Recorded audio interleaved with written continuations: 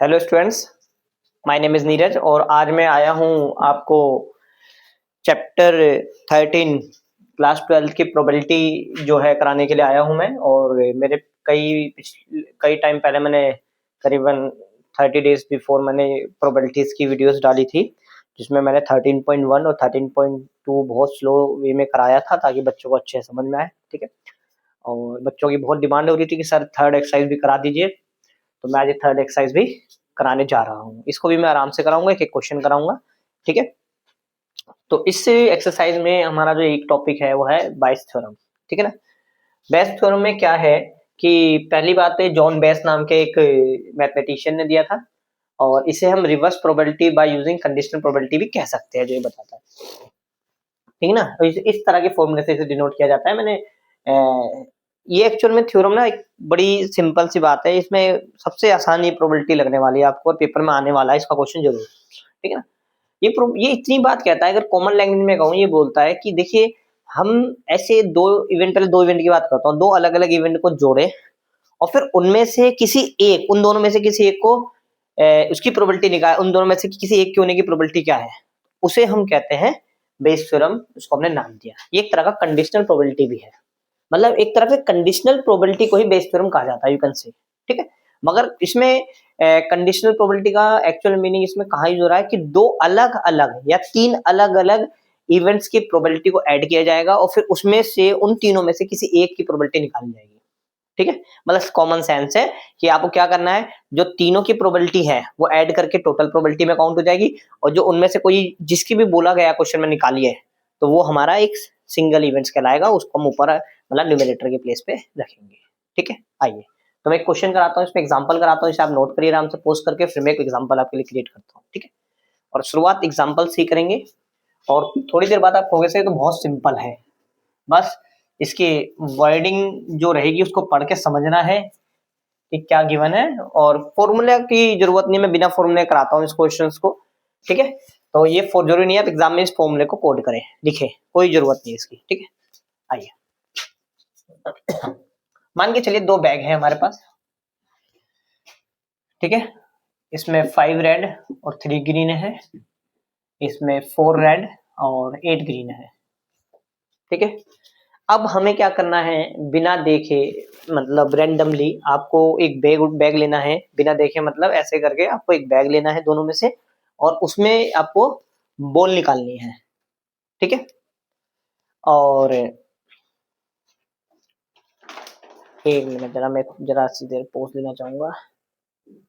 अच्छा, मैं आपको ना पहले आपको टोटल इसकी प्रोबेबिलिटी निकालना सिखाऊंगा, मतलब बायस थ्योरम का भी यूज नहीं करूंगा। मैं सिर्फ बताऊंगा अगर ग्रीन बॉल निकालना है तो ग्रीन बॉल की प्रोबेबिलिटी क्या है, मतलब जो मैंने आपको न्यूमरेटर डिनोमिनेटर दिखाया, तो पहले मैं डिनोमिनेटर निकालना सिखा रहा हूँ आपको 2-3 एग्जांपल के साथ। ठीक है ना, आइए। ठीक है, ग्रीन बॉल की प्रोबेबिलिटी। अच्छा मुझे बताइए, प्रोबेबिलिटी ऑफ पहले क्या होगी, एबिलिटी ऑफ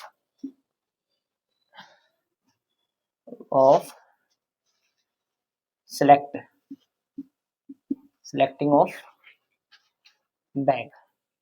दोनों बैग की सेम प्रोबेबिलिटी होगी 1/2, तो ये दो बैग है, अगर 3 बैग होते तो 1/3 1/3 1/3 होते। ठीक है ना। अच्छा, probability of green bag, green ball from first bag, तो इसकी प्रोबेबिलिटी रहेगी 5/8। ठीक है, इसको ही probability of green ball from second bag अगर मैं बात करूं, तो ये हो जाएगा आपका 8/12। ठीक है, अब आइए, अब प्रोबेबिलिटी ऑफ ग्रीन बॉल। अब हम बैग को भी ध्यान रखेंगे। अभी नॉर्मल मैंने क्या निकाला है, बैग की सीधी, मैं इसी बैग की प्रोबेबिलिटी बता रहा हूँ ग्रीन बॉल आने की, और अब मैं बात कर रहा हूँ आपसे कि प्रोबेबिलिटी बात करूंगा सीधा बैग के साथ ही बात करूंगा। तो अगर मैं फर्स्ट बैग के साथ करूं तो इसका मल्टीपल एक बार इसके साथ होगा, फर्स्ट बैग के साथ 5/8 का, और सेकंड बैग की भी प्रोबेबिलिटी क्या होगी 1/2 के साथ, फिर इसका भी मल्टीपल होगा 8/12 का। ठीक है, तो ये मेरे को मिल रहा है 5/16 और इसको मेरे को मिल रहा है कट के, और भी कट कर दूं तो ये मिल रहा है मेरे को 1/3। आप कट कर लेंगे, बिना कट करके भी करेंगे तो हो जाएगा। अब ये जाएगा 48 और ये हो जाएगा 15 + 16, आई मीन 31/48। ठीक है ना। ये आ गई ग्रीन बैग बॉल की प्रोबेबिलिटी किसी भी एक बैग में से, मतलब दोनों का कंबाइन मिला के। ठीक है, फर्स्ट बैग से निकालने की प्रोबेबिलिटी ये है ग्रीन बॉल के, सेकंड बैग से ये है। ठीक है ना। यहाँ मैंने बैग का नहीं लिया, मेरी लैंग्वेज थोड़ी ऐसी हो सकती है कि सर आप फर्स्ट बैग की बात करें तो 1/2 भी ले सकते, लिया नहीं तो ठीक है, आप यहाँ पे 1/2 लेके चलिए, इसका टोटल निकालिए, और 1/2 इधर भी लेके चलिए, इसका टोटल निकालिए और ऐड कर लीजिए, बात एक ही है। ठीक है, बट यहाँ पे मैं केवल ग्रीन बॉल की बात करना चाहता हूँ। ठीक है, दोनों केस में। ओके, तो नोट करिए सब पोस्ट करके। आइए आइए बता रहा हूँ मैं, अभी जो मैंने पहला एग्जांपल कराया उसमें 22 टर्म की कोई बात नहीं थी। ठीक है, मतलब 22 टर्म का एक छोटा सा हिस्सा, डिनोमिनेटर वाला पार्ट निकालना भी हम सीख रहे हैं। अच्छा, प्रोबेबिलिटी ऑफ ब्लैक बॉल निकालनी है और ये सिंपल है, मेरे ख्याल से आप खुद कर लेंगे, तो एक बार पोस्ट करके खुद करने की कोशिश करिएगा। ठीक है ना। इसमें 2 ब्लैक 3 ग्रीन है, इसमें 4 ब्लैक 2 ग्रीन है, यहाँ पे जी का मतलब ग्रीन से, बी का मतलब ब्लैक से है। ठीक है, आइए पहले probability of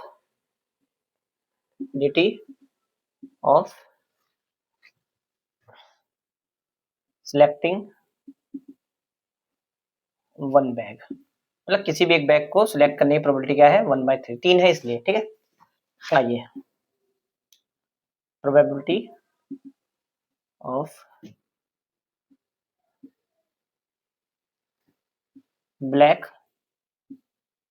ball from first bag. First bag से अगर प्रोबेबिलिटी बात करूँ 2/5 है, क्योंकि टोटल 5 बॉल है। Probability of black ball from second bag,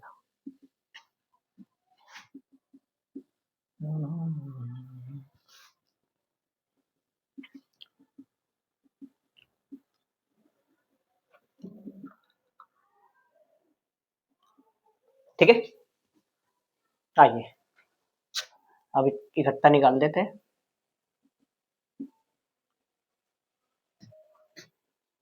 black ball,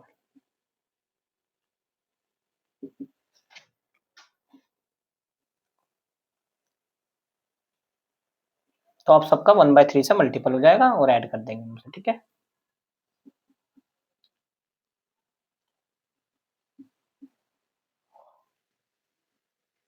to bye 15, 2 to the 4, 2 3 I mean 2/9।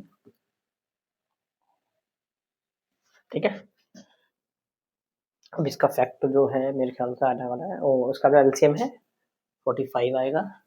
ठीक है, 45 को आप 15 से डिवाइड करेंगे, 3 का 2 से में 6, और 9 5 10, इधर भी 10। ठीक है, नॉर्मल फ्रैक्शन का जो सम है वो है। ठीक है ना।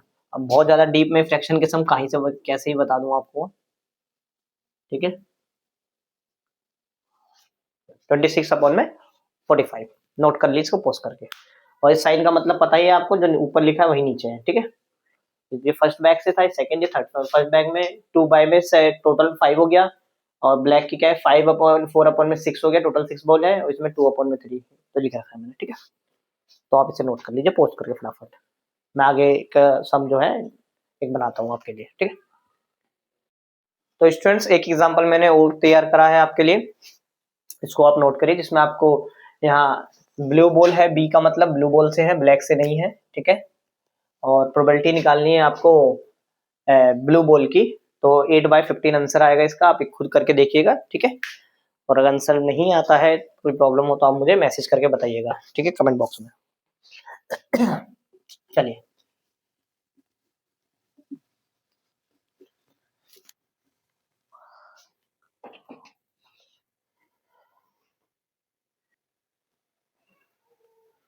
स्टूडेंट देखिए, एक एग्जांपल मैंने बनाया आपके लिए, बहुत इंपॉर्टेंट एग्जांपल है ये हमारा 13 जो 3 है उसका फर्स्ट क्वेश्चन जैसा है, और ये बहुत बार ऐसा क्वेश्चन एग्जाम में आया हुआ है। ठीक है ना। तो इसमें क्या है, एक बैग है जिसमें 3 ग्रीन और 2 रेड बॉल है, और 1 बॉल जो है हमने ड्रॉन करनी है, एंड जैसे हम 1 बॉल ड्रॉन करेंगे उसमें से जो बॉल हमें वो कलर की दिखेगी, उसी कलर की 2 बॉल और हम उसमें डाल देंगे। ठीक है, जैसे कि पहली ग्रीन निकली तो हम 2 ग्रीन और डाल देंगे, और अगर पहले रेड निकली तो दूसरी रेड हम और ऐड कर देंगे। अब पूछा क्या गया, how one drawn is again, मतलब now drawn one ball again, दोबारा मतलब सेकंड बॉल निकाली हमने। What is the probability the second ball is a green ball. तो पहले मैंने मान लिया चलो कि फर्स्ट ड्रोन में ग्रीन बॉल निकलती है, भाई दो ही बात हो सकती है, तो ग्रीन निकलेगी रेड निकलेगी, ठीक है। मगर सेकंड हमें ग्रीन की प्रोबेबिलिटी निकालनी है, तो फर्स्ट ग्रीन अगर हम होते होगी तो फिर ठीक है, नेक्स्ट ड्रोन से पहले हम क्या करेंगे, इसमें दो बॉल और ऐड कर देंगे, तो ग्रीन हमारी 5 हो जाएगी और रेड 2 रहेगी, तो टोटल 7 रहेगा। अब सेकंड बॉल ग्रीन होने की प्रोबेबिलिटी क्या है, 5 बाय में 7, ठीक है। आइए अब प्रोबेबिलिटी ऑफ फर्स्ट रेड, तो फर्स्ट रेड की प्रोबेबिलिटी दिख ही रही है आपको 2 बाय में 3। जरूरी नहीं है पहले क्वेश्चन में आपको समझ में आए, मैं ऐसे 4-5 क्वेश्चन कराऊंगा, जो पहले में थोड़ा समझ में आएगा, दूसरे में उससे एक्स्ट्रा समझ में आएगा, तीसरे चौथे में आते आते आपको चीजें समझ में आ जाएगी, आप खुद कर लेंगे क्वेश्चन, ठीक। आइए अब अगर हम बात करें पहली रेड आती क्या होगा, ग्रीन तो 3 की 3 ही रहनी है, मगर रेड में इजाफा हो जाएगा, बढ़ जाएगी बॉल तो 4 हो जाएंगे, टोटल 7 रहेगा, ठीक है।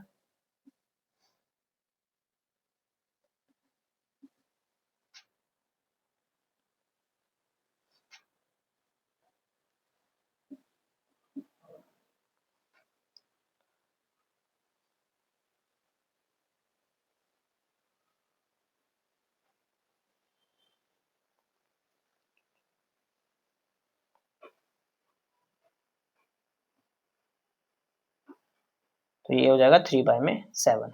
अब इस सिचुएशन में देखा है तो ग्रीन बॉल की प्रोबेबिलिटी क्या है, 3 बाय में 7। तो अब ये इसके साथ है, ये इसके साथ है, आई मीन, ठीक है। तो प्रोबेबिलिटी ऑफ ग्रीन बॉल क्या होगी, probability of second ball is green, 3 by 5, 5 by में 7, 2 बाय में 3, सॉरी मैंने यहाँ पे 5 लिखना चाहिए था मेरे को, क्योंकि टोटल 5 है ना, और यहाँ पे क्या होगा 3 बाय में 7, तो 15 अपॉन में 35 मैं अभी सिंपलेस्ट फॉर्म में नहीं लिख रहा हूँ, लास्ट में देखूंगा मैं इसे, सिंपलेस्ट फॉर्म में करने वाला काम 15 प्लस 6 35 आई मीन 21 अपॉन में 35, ठीक है, चेक कर लीजिए आप, ठीक है, मतलब नोट करिए आप। दोबारा बता रहा हूँ, फर्स्ट ग्रीन की प्रोबेबिलिटी 3 बाय 5 है, पहली बॉल या तो ग्रीन हो सकती है रेड हो सकती है, मैं पहले भी रेड ले सकता था, इसमें कोई इशू नहीं है, ठीक है, पहले मैं इस सिचुएशन को लेता बाद में इसे ले लेता, बात वही आती। तो पहला अगर मैंने ग्रीन निकाला तो 3 बाय 5 है, अब 2 मेरे ऐड कर दिए ग्रीन, तो 5 और 2 हो गए, अब ये 7 हो गए, ठीक है। अब प्रोबेबिलिटी ऑफ सेकंड ग्रीन की क्या होगी, 5 बाय 7। ऐसे मान के लो पहली बॉल अगर रेड हो तो रेड में इंप्रूवमेंट हो जाएगी, बढ़ जाएगा, तो 7 हो जाएंगे टोटल। अभी भी सेकंड आपको ध्यान रखना है, ग्रीन ही निकालनी है, तो अब इस केस में ग्रीन कितनी है देखो 3 और टोटल कितने 7, 3 बाय में 7, इसका इससे मल्टीपल, इसका इससे मल्टीपल, दोनों को ऐड कर देना है, ठीक है, नोट कर लीजिए। आज के लिए ना मैं इतना ही करूंगा, और इसका एग्जांपल मैं आपको देके जा रहा हूँ, आप कोशिश करने मतलब करने की कोशिश करिएगा, बाकी मैं नेक्स्ट क्लास में आपको ही कराऊंगा, ठीक है, तो नोट कर लीजिए। हाँ मैं इसमें थोड़ा सा चेंजेस कर रहा हूँ, 4 रेड कर दे रहा हूँ मैं यहाँ पे, और 1 बॉल है ड्रॉन, और इस बार में मैं 2 बॉल ही ऐड करना चाह रहा हूँ, ऐसा हो सकता है मैं 3 ऐड कर दूं, ठीक है ना, तो फिर यहाँ पे जो है एडिशन में 3 हो जाएगा इन दोनों सिचुएशन में, ठीक है। इस बार सेकंड में ग्रीन नहीं चाहता, मैं सेकंड चाहता हूँ रेड बॉल, ठीक है, चलो ठीक है। तो आज के लिए मैं इतना ही कर रहा हूँ, इसे आप नोट करिए और इस क्वेश्चन के आंसर करिएगा, मैं नेक्स्ट क्लास में आके इसको सॉल्व करके आपको दिखाऊंगा, ठीक है ना, बाय।